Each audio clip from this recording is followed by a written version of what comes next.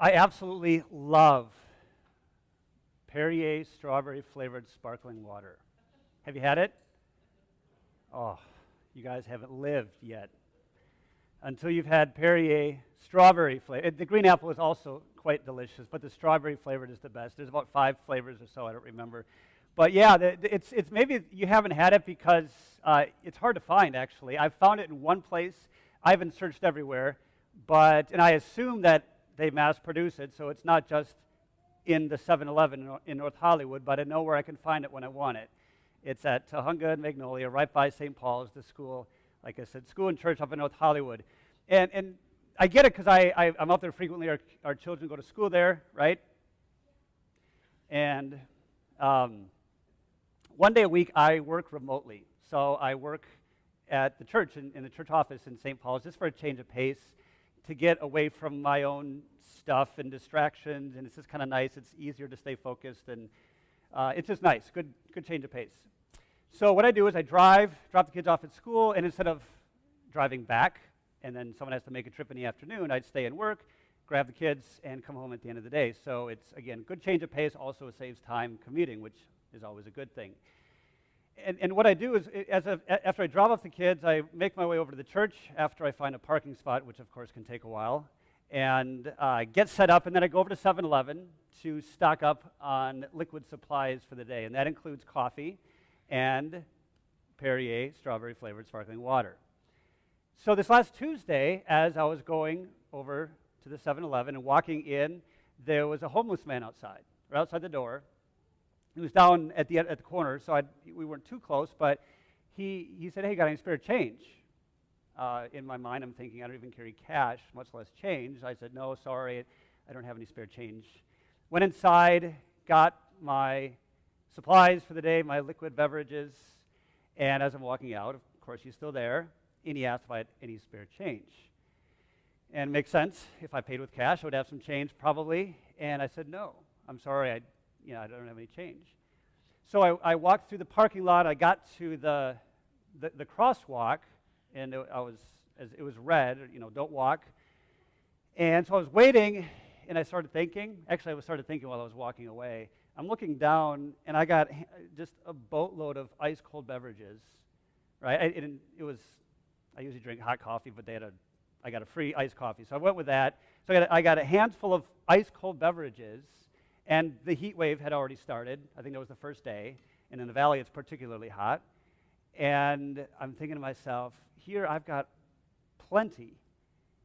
And there's this gentleman over here who just needs some spare change. So I looked down at my precious Perrier strawberry-flavored sparkling water.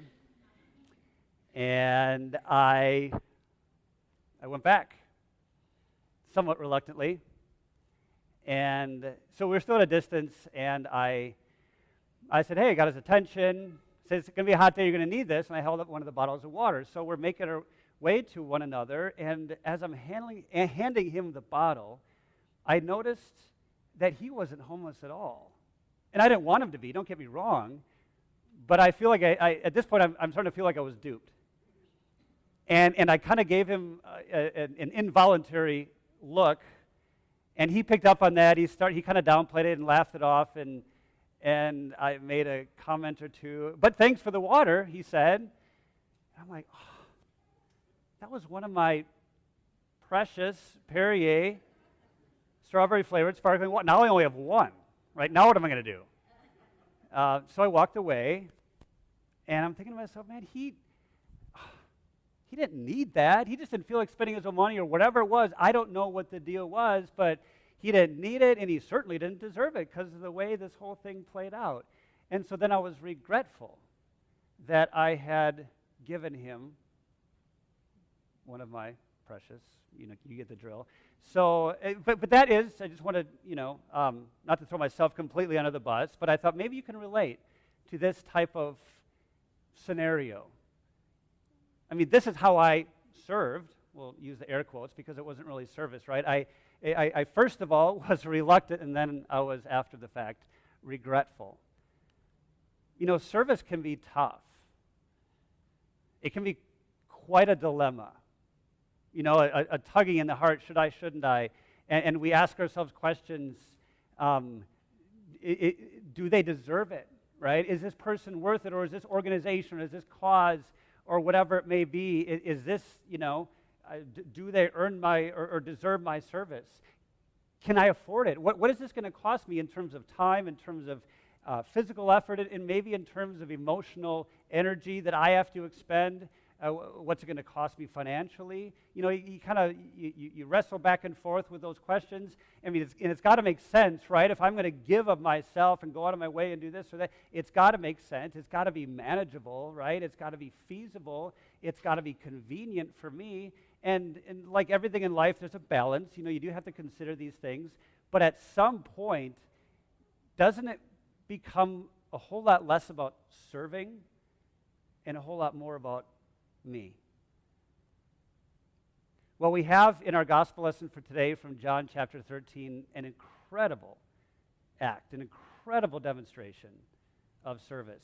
This didn't make sense, and I'll explain that in a minute. It wasn't convenient for Jesus, given the circumstances. I'll also explain that in a minute. And yet for Jesus, it was that important.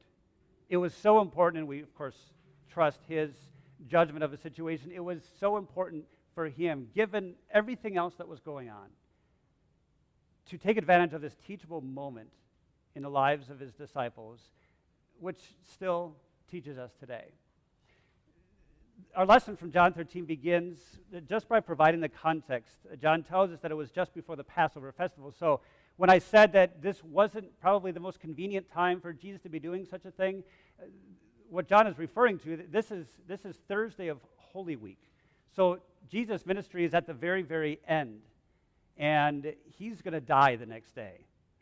And so he and his disciples are enjoying the Passover meal.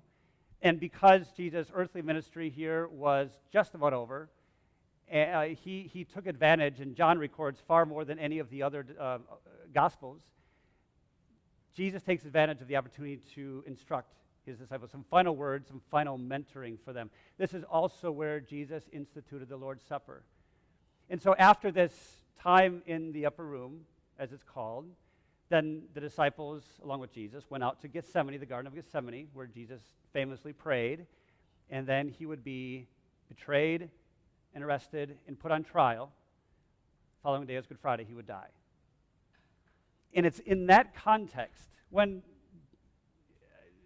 Jesus had so many other things to think about, right, other than washing feet. In that context, we're told that he got up from the meal, took off his outer clothing, and wrapped a towel around his waist. After that, he poured water into a basin and began to wash his disciples' feet, drying them with a towel that was wrapped around him. Now, for us, to wash someone else's feet is, at the very least, awkward, I would think. Unless it's your profession and you really enjoy this, that's nothing wrong with it. But I think for most people, this it's a bit awkward, and but still not that big of a deal, right? It's culturally, this is take it or leave it. In those days, this was a big deal. Number one, they needed it. They walked around in what today we call Jesus sandals, I guess appropriately. They walked around in sandals on dusty paths, and their feet were dirty. So it was common because it was necessary, but no one wanted to do it because, it just feet. All right, enough said. And so this was something that was reserved for the lowest of the servants. If you went into someone's house, you're a guest, the lowest on the totem pole was the one who would wash the guest's feet. No one wanted to do that. But here's the thing. Jesus didn't care. He didn't care how awkward it may have been, or how gross it perhaps could have been, or who was supposed to do it. He didn't care, as far as society was concerned, that for him to do it made no sense. Instead, he was on a mission, and we're told in the second half of that first verse, and this is using a different translation, he was on a mission to show them the full extent of his love. Jesus was showing them the full extent of his love, or as our translation here says, he loved them to the end. And the thing is, he knew who he was loving, right? I mean, he knew who he was serving. He knew who he was dealing with, unlike me, who found out a little bit after the fact and then was regretful over my service. He knew exactly who he was dealing with. He knew exactly who he was serving. He knew exactly who he was loving. He was loving Judas. Judas had his feet washed too, right? He was serving and loving Judas, who already had a plan in motion to betray him. He was loving and serving Peter, who within hours would turn his back on him. He was loving and serving his disciples, who also within hours would turn their backs on him and desert him. But he didn't care. He loved them not because of who they were. He loved them because of who he was and is. And so there was nothing that he wouldn't do for them, even the most humbling of acts in those days, which was to wash the feet of another. There's nothing he wouldn't do for them, even the most sacrificial of acts, which this feet washing simply foreshadows the sacrifice that Jesus would make the following day on a cross. Now, of course, Peter, who didn't ever seem to have any sort of shyness, he objected and he made his opinion known. Jesus came to Simon Peter, who said to him, "Lord, are you going to wash my feet?" Jesus replied, "You do not realize now what I'm doing, but later you will understand." "No," said Peter, "you shall never wash my feet." Jesus then answered, and here's the key phrase, "Unless I wash you, you have no part from me." So Jesus, he's not talking about dirty feet anymore, no, is he? Unless I wash you, he says, you have no part with me. Now Jesus is talking about something else. Now he's talking about sin-stained souls. Right now he's talking about the human mind, which, as the Apostle Paul writes to the Romans, is by nature hostile to God. Now he's talking about hearts, human hearts. Again, by nature, as we're told in Genesis, is inclined towards evil. Now he's talking about lives that are littered with sin. He's talking about the fact that this sin is what creates a barrier, an impenetrable barrier between us and God. Jesus is talking about the fact that we don't belong to him, not even close, until we've been washed of that sin. And so we need Jesus to serve us first, right? If we're going to serve others, if we're going to do the right thing for the right reason, we need him to serve us with his life, with his forgiveness, with his love. We need him to serve us so that we can have a relationship with him, so that we then can be equipped with the love of God, with the right motivation to service of other people. Now, the disciples, they didn't get it yet, and there was a number of things they wouldn't get until later, as Jesus indicated. He pointed that out bluntly. He said, "You do not realize now what I'm doing, but later you will understand." And then rhetorically, Jesus asked, "Do you understand what I've done for you?" Intellectually, they understood their feet were now clean. But did they truly grasp what Jesus had done for them? Did they understand the significance? Did they understand Jesus' humility? That he put himself in the lowest position? Well, to an extent they did, on an earthly level. Did they understand his selflessness? That he put everyone else ahead of himself? Again, on an earthly level, yeah, but they didn't see what was coming the following day and how he would put the whole world ahead of himself. Did they understand? Did they grasp the significance of his profound, stop-at-nothing kind of love? Did they understand and grasp that, again, this was simply just a teaser for the sacrifice that he would make the following day on a cross, giving up his life in the most horrific way? Did they understand that he was giving them guidance for how to live as followers of Christ? Certainly doesn't seem like it, right? Because he went on to explain exactly what this was all about. Here's the better question, though. Do you understand what Jesus has done for you? I think intellectually, again, we understand. A Christian can generally explain what it means to be a Christian. I'm a sinner. Jesus died. He lived and died for my sins. I am forgiven. I have eternal life in heaven. It's a wonderful confession of faith. But sometimes on a spiritual level, which affects the emotions too, it doesn't sink too deeply. Sometimes we don't fully grasp and understand what Jesus has done for us. Otherwise, when it comes to serving, then a person's worthiness, by our estimation, wouldn't come into play. Sometimes I don't think we understand because, again, when it comes to serving, the cost to me wouldn't be nearly as important. Sometimes we don't understand because otherwise, when it comes to serving, then we'd probably prioritize service a bit more. This is exactly what Jesus tells us to do here. As I have done for you, now go and do for others. Serve.